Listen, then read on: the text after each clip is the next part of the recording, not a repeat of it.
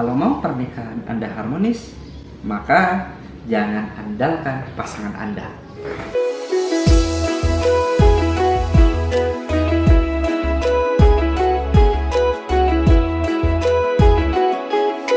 Assalamualaikum warahmatullahi wabarakatuh. Rabbi sholli shodri wa yassir li amri wahlul 'uqdatam min lisani yafqahu qawli. Alhamdulillah, sahabat-sahabat sekalian, Anda nggak salah dengar. Waktu tadi awal-awal tadi saya bilang bahwa kalau kita mau pernikahan harmonis, maka jangan ngandelin pasangan kita. Kenapa jangan ngandelin pasangan kita?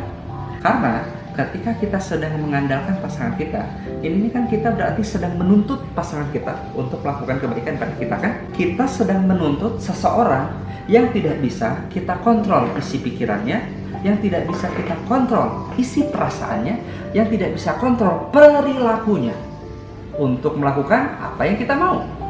Begitu kan?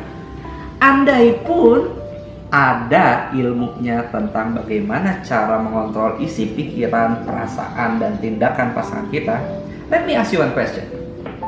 Mau nggak Anda yang dikontrol sama pasangan Anda?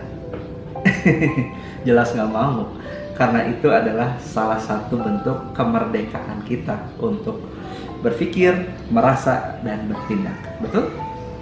Begitu juga sama pasangan kita. Pasangan kita mana mau dikontrol sama kita, pikiran, perasaan, dan tindakannya. So, kalau balik lagi tadi, kalau kita ngandelin pasangan kita untuk melakukan kebaikan duluan, itu sama saja kita menuntut suatu tindakan dari pasangan kita, dan itu sama sekali capek luar biasa. Makanya saya dapat pembelajaran penting dari guru saya, Sony Abikim. Beliau bilang bahwa berharap kepada manusia itu adalah patah hati yang disengaja. Nah, terus gimana dong? Berarti tidak boleh negosiasi sama sekali atau tidak boleh ngajak sama sekali? Bukan itu. Tapi yang perlu diandelin itu adalah diri kita sendiri. Kenapa? Karena sejatinya kita sendirilah yang punya kendali paling besar itu ya kepada diri kita sendiri. Kita yang bisa mengendalikan bagaimana cara kita berpikir, kita yang bisa mengendalikan bagaimana cara kita merasakan sesuatu, dan juga kita bisa mengendalikan gimana kita mau bertindak seperti apa. Maka alih-alih daripada mengandalkan pasangan untuk melakukan kebaikan, yuk andelin diri sendiri untuk berinisiatif melakukan kebaikan terlebih dahulu. Karena sekali lagi, kita sama pasangan, kita nggak bisa kontrol pasangan. Tapi bukan berarti ini jadi ya udah lepas gitu aja deh karena saya tidak punya kontrol sama pasangan. Bukan itu juga. Kita sama pasangan, paling banter yang bisa kita lakukan adalah mempengaruhinya. Maka, gimana sih kadar pengaruh kita sama pasangan kita tuh seperti apa?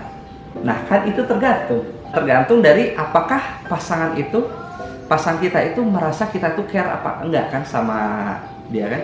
Karena kan ingat satu prinsip ini, bahwa people don't care how much you know until they know how much you care. Orang-orang nggak peduli seberapa besar Anda tahu sampai mereka tahu seberapa besar rasa kepedulian Anda kepada mereka. Dan ini berlaku untuk sama pasangan kita. Kalau misalkan kadar pengaruh kita dirasa kurang kuat buat pasangan, boleh jadi di mata pasangan mungkin kita kurang care sama dirinya.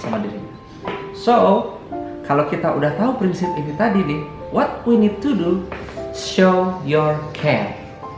Tunjukkan kepedulian Anda kepada pasangan Anda sehingga pasangan Anda mulai merasa bahwa kita care sama dirinya. Kadang-kadang kan ada orang yang care tapi itu tidak diekspresikan, tapi itu diem. Kadang-kadang kan ada orang yang sebetulnya care sama pasangannya, ada orang yang sayang sama pasangannya, tapi itu tidak dikomunikasikan, diam. Jadinya mana tahu? Kan masalahnya cinta yang tidak diekspresikan itu bisa jadi penyakit.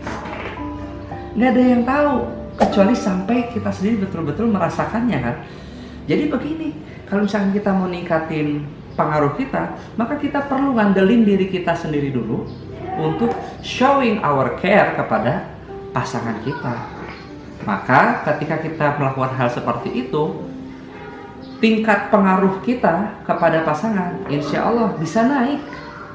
Dan ketika tingkat pengaruh kita bisa naik di mata pasangan gitu, maka segala kebaikan-kebaikan yang kita lakukan punya peluang lebih besar untuk menginspirasi pasangan untuk melakukan kebaikan terlebih dahulu kan? Nah, jadi di sini sahabat-sahabat sekalian, capek loh kalau misalkan kita cuma ngandelin pasangan kita nuntut pasangan kita untuk melakukan kebaikan gitu. Lakukan dong kebaikan sama aku. Aku nggak mau melakukan kebaikan sama dia, ngapain dia aja kayak gitu. Justru capek kayak gini terus kan? Kita bisa ngerasain kalau kayak gini terus kondisi itu tidak harmonis terus-terusan, tidak nyaman kondisi dalam rumah tangga terus-terusan seperti ini. So, berhentilah menuntut kebaikan dari pasangan karena kita nggak punya kontrol atas hal itu. Kita andalkan diri kita sendiri untuk melakukan kebaikan, show our care kepada pasangan kita sehingga boleh jadi pengaruh kita lebih naik lagi di mata pasangan. Dan ketika kita banyak-banyak melakukan kebaikan pada pasangan, semoga pasangan jadi terinspirasi dan jadi berubah jadi jauh lebih baik lagi sehingga ya tanpa kita minta lagi melakukan kebaikan-kebaikan kepada kita. Wah, Masya Allah. Dengan kayak gini, insya Allah nih kondisi pernikahan jadi lebih harmonis. So, hal ini bisa dimulai secara sederhana, dimulai dari siapa yang mau Anda andalkan untuk melakukan kebaikan. Memang yang pasti ini bukan pekerjaan sehari dua hari, ya, bukan pekerjaan sehari dua hari dan tidak bisa dikarbit. Yang namanya pengaruh tentu tidak bisa dikarbit. Jadi semoga sahabat-sahabat sekalian silahkan dipegang kuncinya. Semoga kunci ini kalau kita lakukan, kita praktekkan dalam kehidupan pernikahan kita, insya Allah semoga kebaikan demi kebaikan akan mendatangi rumah tangga kita. Nah, kalau Anda suka video ini boleh like aja, dan kalau itu dirasa bermanfaat boleh di-share aja. Kalau misalkan Anda mungkin nggak suka, boleh dislike aja. Dan kalau Anda pengen dapat update tentang video-video terbaru di channel ini, boleh klik subscribe dan juga nyalakan loncengnya. Sekian dari saya. Assalamualaikum warahmatullahi wabarakatuh.